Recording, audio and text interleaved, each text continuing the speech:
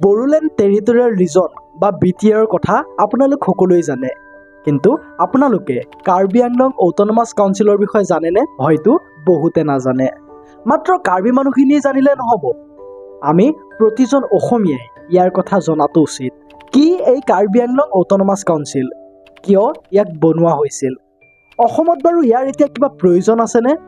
আহকচোন আজিৰ এই ভিডিঅ'টোত অসমৰ এটা অতি শক্তিশালী আৰু বেলেগতকৈ বেলেগ অঞ্চল এটাৰ বিষয়ে আলোচনা কৰোঁ। কাৰ্বি আংলং অট'নমাছ কাউন্সিলৰ বিষয়ে বুজিব হ'লে আমি অলপ অতীতলৈ উভতি যাব লাগিব।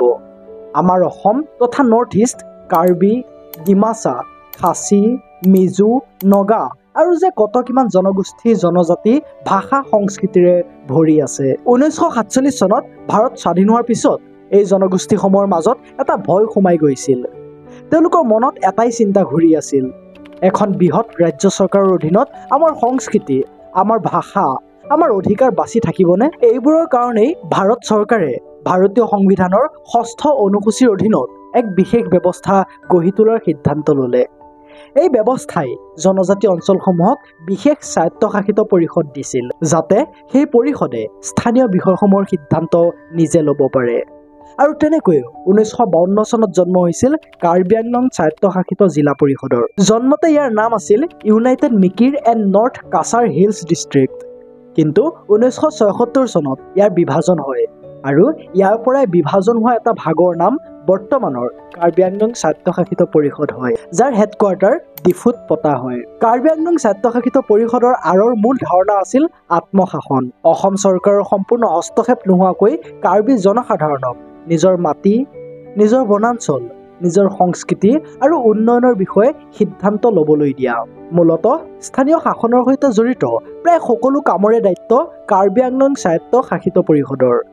কিন্তু পুলিচ, আইন শৃংখলা আৰু মেজৰ ফাইনেন্সৰ দৰে কামবোৰ এতিয়াও অসম চৰকাৰেই কৰে। গতিকে কাৰ্বি অধিকাৰ আৰু পৰম্পৰা ৰক্ষাৰ বাবে ইয়াক এখন মিনি গভৰ্ণমেণ্ট হিচাপে নিৰ্মাণ কৰা হৈছে।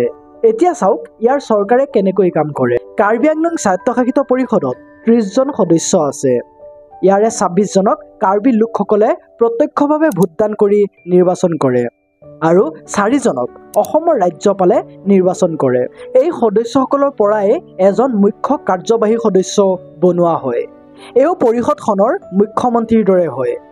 এওঁক চমুকৈ CEM বুলি কোৱা হয়। CEMে কাৰ্যবাহী সদস্যসকলৰ সহায়ত প্ৰশাসন চলায়, ঠিক ৰাজ্যিক মন্ত্ৰীসকলৰ দৰেই। তেওঁলোকে বিভিন্ন বিভাগ পৰিচালনা কৰে, কৃষি, শিক্ষা, বন, পৰ্যটন ইত্যাদি। কাৰ্বি আংলঙৰ ভিতৰৰ সকলো কাৰ্যালয়, বিদ্যালয়, চিকিৎসালয়, উন্নয়নমূলক কাম কাজ কাৰ্বি আংলং স্বায়ত্তশাসিত পৰিষদৰ নিয়ন্ত্ৰণত আহে। কিন্তু স্বায়ত্তশাসনৰ বাবে কাৰ্বি আংলং স্বায়ত্তশাসিত পৰিষদ গঠন হ'লেও কাহিনীটো ইয়াতেই শেষ নহয়।